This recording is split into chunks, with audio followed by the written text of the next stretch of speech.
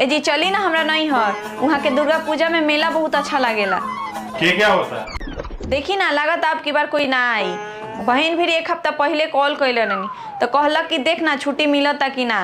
अब भाई चल गइल बा कलकत्ता घूमे। का कर पूछ हो जाए, हमरा ये कम अच्छा मिले लगेला का, चलिए घुमा दे। अब वैसे भी हमारे टाइम नहीं खे ज्यादा, काम धाम से हमरा छुट्टी नहीं खे।